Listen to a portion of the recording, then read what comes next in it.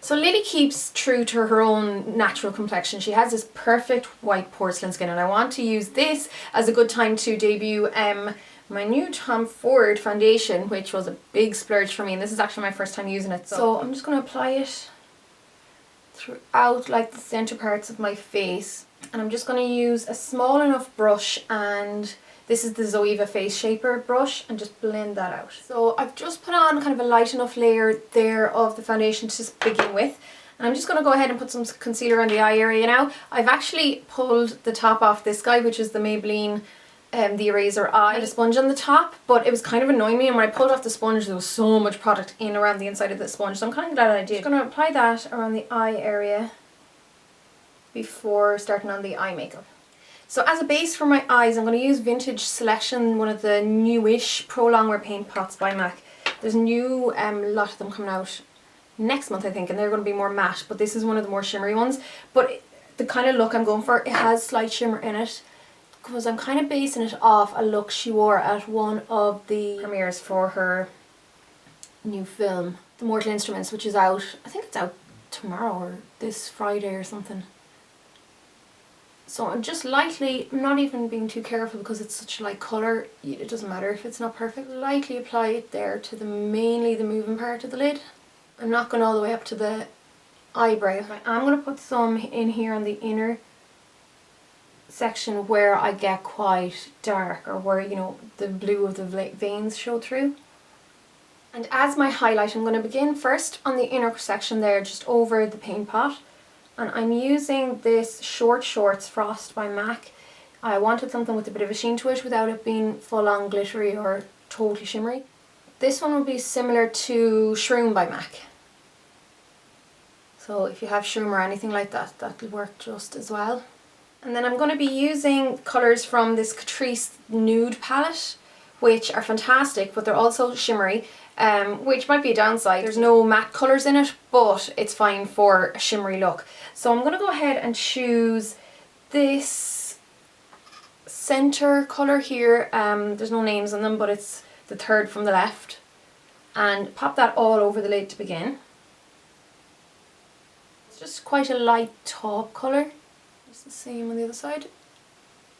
And then I'm going to go to that slightly more rosy taupe colour here, the second from the left, and I'm going to apply that on the inner section, so kind of fading the highlight into the slightly darker colour. And then before moving on to any darker colour, I'm going to use the same brush again, just the very tip, pop it into the highlight and just run it along the lower kind of tear duct area, so maybe the first third of the lash line. Very, very close up to the lash line though, I'm not bringing it down far. And then I'm going to go back into the Nude palette by Catrice, and I'm going to go into that same colour I was in before, and I'm going to run that along underneath my lash line, the lower lash line, so it's going to be thicker on the outer third and then tapering in to meet that highlight. And I'm just using the tip of the brush as well so that I don't bring it down too far. The picture I'm working off, which of course it'll be on LetzMakeup.com, she doesn't have much of a crease colour. It's a very light kind of taupe, very light, kind of very indistinct taupe colour. So I'm going to use the matte colour here by Inglot. It's just quite a light, medium kind of brown. It's matte number 360, I think I said that. And then I'm just going to apply that very lightly using a blending brush. Concentrating it mainly just on the outer area. But again, it's not like it's adding huge amount of dimension, it's just a little bit deeper. Not even, I'm probably even going a little bit darker than what that is, but that's grand. It's just to give you an idea, because she does go darker in, you know, in other looks that I've seen, and other looks that will be on the blog as well. Concentrated just at the crease and then fade it up to nothing. Then her definition really comes from, well, the lashes. But you can see that she has darkness around the lash line. So I'm going to use a angle brush and a dark eyeshadow. So I'm going to use this guy by Bourjois. It's just their little eyeshadow pot in number 1. It's just their matte black. And I'm going to use that just to press the shadow right in against the lash line. And it's just the outer half of the lower lid she has defined. The inner half really has been left alone. And I'm going to use the same powder with the angled brush on the top lash line, pretty much on the outer half.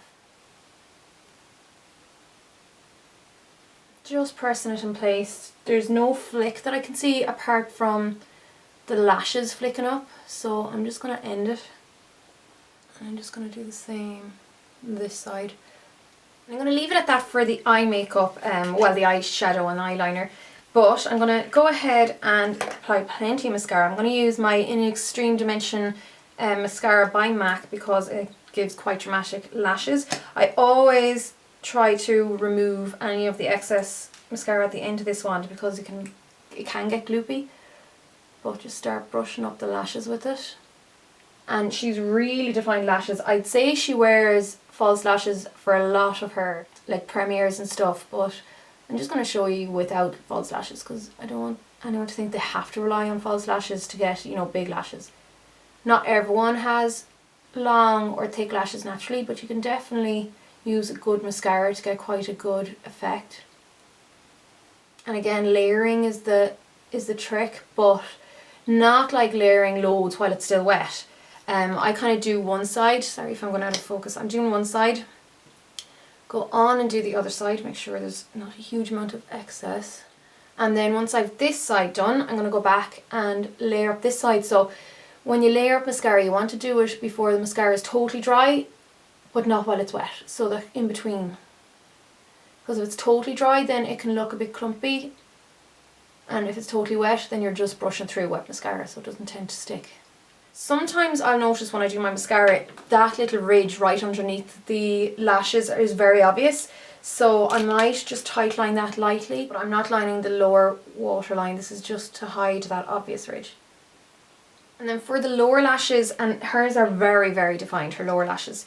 So you definitely want mascara on them, but I like to use a slightly smaller wand. So I'm just using this number 7 Exceptional Definition mascara because it is definition rather than tons and tons of volume you want underneath the lash, on the bottom lashes rather. So I'm just going to start brushing that through.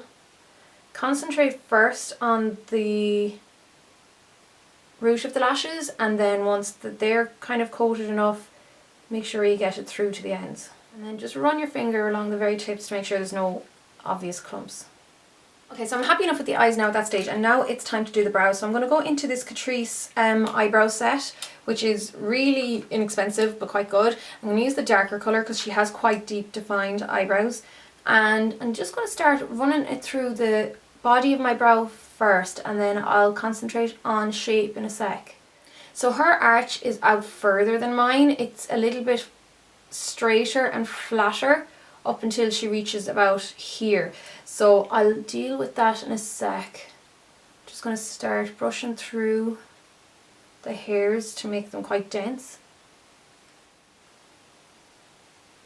And you can be generous on the inner section as well because her eyebrows come quite close in together. There's not a huge amount of space between them. They would start about here, I'd say.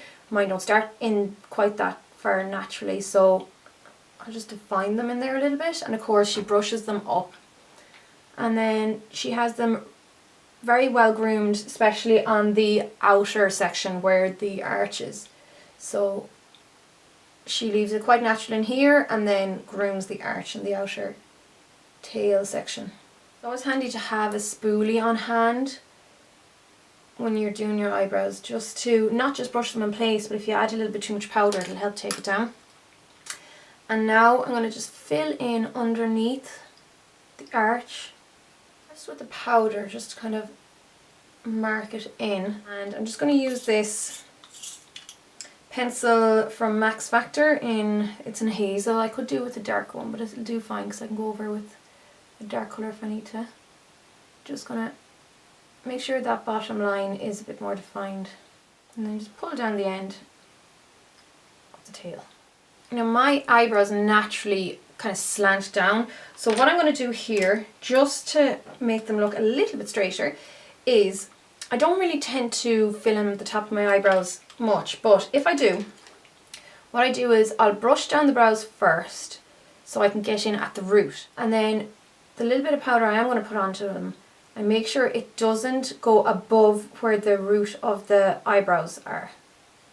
So I'm not putting the powder anywhere where there's no hair, and you can see there that's already thickened it up. And then you can brush the hairs back into place and it's made my eyebrow look thicker. And of course, if you want, you can put tiny little flicks through the centre just to make them look a little bit more full there. And then for the fuller brow, I would always advise using a gel to keep everything in place. So I'm going to use my Catrice, any gel will do, even a clear gel, but I'm going to use the Catrice Perfecting and Shaping Gel again, because I like that it has that little bit of colour in it. And just brush the hairs over, up and over, but kind of comb over, if you know what I mean, that little area that I filled in there. And if you get anything on the skin, just use your spoolie to clean it up. So that's it for the eyes. I'm just going to zoom out now and we'll finish off the skin quickly before we move on to the lips. I'm going to use a concealer, and I'm just going to use my Vichy concealer, which is another stick, but this has a bit more coverage and it will allow me to hide my freckles a little bit more. Not that I particularly want to, but it's just, you know, Lily's look really has no pigmentation shown through. And the foundation by Tom Ford is, I think, more of a medium coverage. It still shows my skin. If anyone is wondering about my nail varnish today, I'm wearing the Avon Nail Wear Pro in Deluxe Chocolate. I'm going to get some of my concealer again. This is just the Maybelline one, but I'm going to mix a little bit of MAC Prep and Prime highlighter. This is the Radiant Rose one. It's a pink one, so it's going to be quite brightening. And I'm going to mix them together on the back of my hand. I don't want to use the Radiant Rose by itself because it is a bit stark by itself as a highlighter underneath the eye, but it's lovely mixed in with other products. For me, if you're a little bit more porcelain than me, you'd get away with it. And then just lightly apply that into the darkest area. And because her highlight is so natural looking in the pictures that I'm looking at, I'm going to go back in with a little bit more of the Radiant Rose and use that by itself and tap it just along the high points of my face. This is great, a great option for anyone who wants a really natural highlight but doesn't want the, say necessarily the powder up along that area of their face, because powder will show up any expression lines a little bit more obviously, particularly a shimmery one, a bit more obviously than if you weren't wearing it. And you know, not everyone loves cream products, so it's just a nice kind of, it's a nice option, another option. And then a little bit down the centre of her nose as well. I still have a few freckles and stuff shown through, but I'm not going to stress too much about it. And then I'm going to finish off the skin, first of all, by applying a little bit of loose powder. So this is my Fardell powder in number 507. It's just a really light off-white powder, so it's perfect. Oh, I'm making a mess. It's perfect for anyone with very light porcelain skin. I'm just going to use my Real Techniques brush and bounce that in place. And obviously don't bring it right over where you put that highlight, because you will just mattify it down, particularly as it's not a very, very shimmery highlight, so it might show through as obviously through powder. Her cheeks are almost always quite natural looking. I rarely see her with a lot of cheek colour. So what I'm going to do is grab a brush first, just get this Real Techniques one. I'm going to go in with my Cole Cosmetics Pressed Powder Blush in number 366, which is quite a light kind of dusky pink one. I'm just going to apply a little bit, kind of to the, not necessarily contour area, but to the underside of my cheeks. For lips, I'm going to go with that beautiful deep burgundy berry shade that she often wears. She nearly always wears some kind of red, but I have seen her in burgundy a lot and I love it, and it's really bang on for this season. So I'm going to go with my Rimmel London Black Tulip. It's their Lasting Finish lip liner. And I'm going to fill in the entire lip to begin with.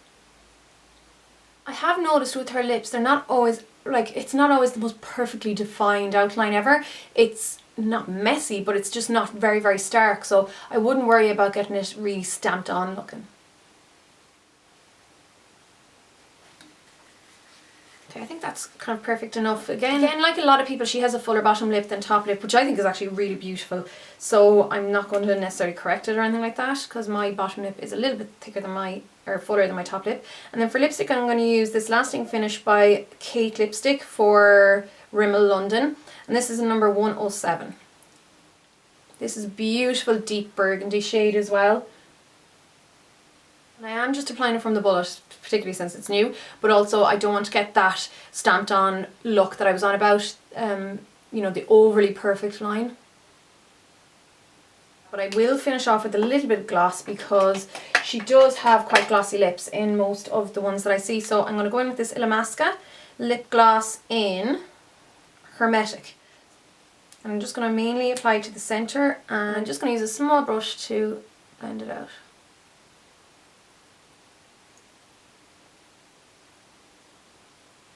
Careful not to get it right to the very edge because that's when it'll bleed. So this is the completed Lily Collins inspired makeup tutorial. I love this look. I just love the focus on the eyebrows. It's just so my thing lately. And I think a lot of people do like the eyebrow trend that is happening, but also it has that lip trend, the deep dark wine burgundy berry kind of lips that again is going to be in this winter. So it's one that's going to be quite relevant for the time being, and I hope you all like it, guys. As usual, there's going to be pictures and full product list on the blog on LetzMakeup.com. Links will be below as usual, and in the meantime I'll chat to you all really soon. So thanks a million for watching, guys. Slán!